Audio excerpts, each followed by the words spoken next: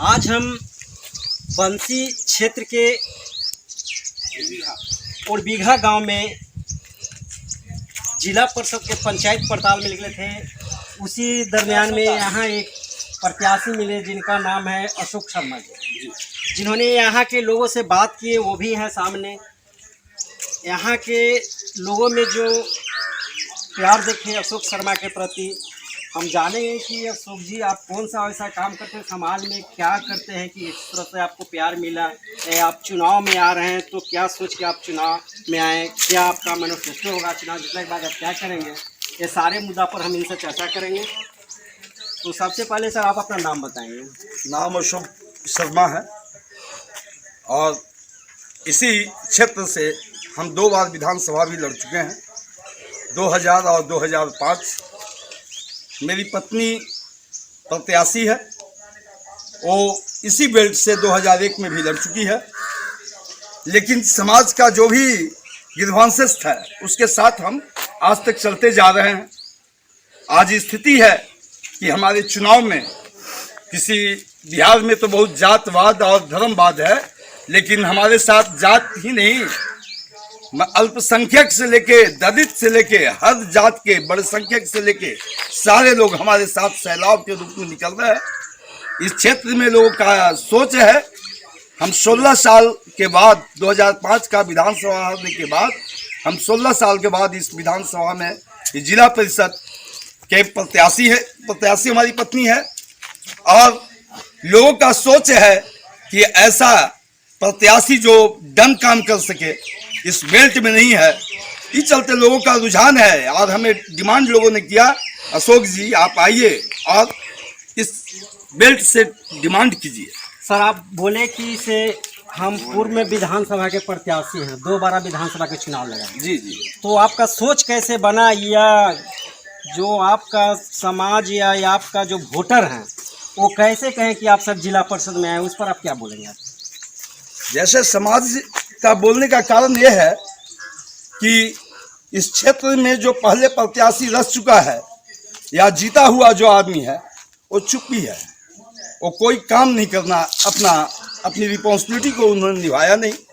इसका कारण है कि जनता खोज रही है कि हमें ऐसा नेता से चुने जो आगे चल के हमारी कारवां, हमारी बात, जिला परिषद का मतलब होता है जिला का कलेक्टर के सामने हमारी लोगों का शिक्षा, स्वास्थ्य, एजुकेशन, माइन एजुकेशन, हर डिपार्टमेंट, इतना तक कि पुलिस, गृह मंत्रालय को भी देखने का उस बेल्ट का उसका काम है। जिला परिषद में फंड नहीं होता है, लेकिन अधिकार उसका ये पूरे जिला की बात करने के लिए, उतने जनताओं की बात करने के लिए सक्षम है। सर ये बताएं, आप चुनाव जीत करके क्या करेंगे? आपका मैनिफेस्टो क्या है? मेरी कोशिश होगी कि चुनाव इस बेल्ट से अगर हम जीतेंगे तो हम इस जिले से चेयरमैन की दावेदारी करेंगे, और अगर चेयरमैन बने तो इस जिले में कलेक्टर का समकक्ष रैंक होता है जिला अध्यक्ष का। और हम कोशिश करेंगे कि गवर्नमेंट से जितनी भी अलॉटमेंट है, जितना भी स्वास्थ्य, शिक्षा, बिल्डिंग, रोड का आएगा, उसके हम जनते में कोशिश करेंगे। जो आज वर्ग 60% पर और 50% पैसे लग की हो रही हैं, वो कम से कम 80, जो 10%, 15% जो कॉन्ट्रेक्टर का बेनिफिट है वो ले जा सकता है। बाकी 85-90% जो एस्टिमेट से होता है, कॉन्ट्रेक्टर बेनिफिट अलग लिया जाता है, उस काम के तहत होगा। और नहीं तो क्वालिटी और क्वांटिटी दोनों जांच कराने हमें आता है, हमसे अच्छा नहीं हो सकता। सर आप बताएंगे इस क्षेत्र का जो समस्या है, जैसे शिक्षा हो गया, रोजगार हो गया, स्वास्थ्य हो गया, इस पर आप क्या कहेंगे? अगर हमारे लोगों में शिक्षा आ गया तो सब चीज आ गया। हम जिस पार्टी से लीडरशिप करते हैं, हमारे सोच वाले कहते थे शिक्षित हो, संगठित हो और संघर्ष हो।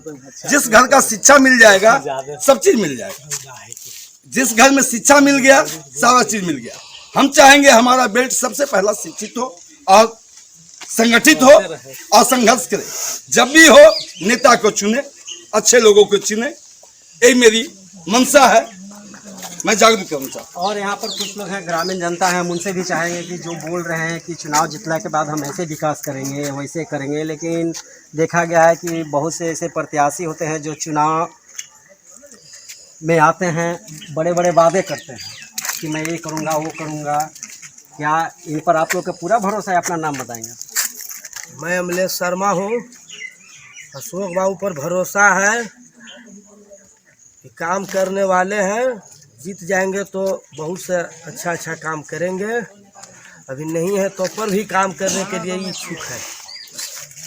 आपका चाचा क्या नाम होगा? रमेश शर्मा। जो ये बोले प्रत्याशी हैं, क्या चाची जी वो अशोक बाबू जो बोले ना उसका हम मैं समझती हूँ पूरा। पूरा विश्वास है इनका? हाँ पूरा विश्वास। आप ये हमें बताएंगे कि आपके क्षेत्र में बहुत से प्रत्याशी आए, चुनाव जीते हैं आज तक, लेकिन चुनाव जीतने के पहले वो वादे करते हैं कि हम आएंगे तो आपके क्षेत्र में ये करेगा। जैसे हम इस गांव में आए और बीघा में आए, तो जिस रोड से हमने चल के यहाँ तक पहुँचा, देखा वो रोड की स्थिति कि बहुत से जैसे प्रतिनिधि जीत के गए, वो इस गांव में अभी तक बढ़िया रोड आने के लिए नहीं है, उबड़ खाबड़ टूटी फूटी रोड है। इस पर आप क्या कहेंगे?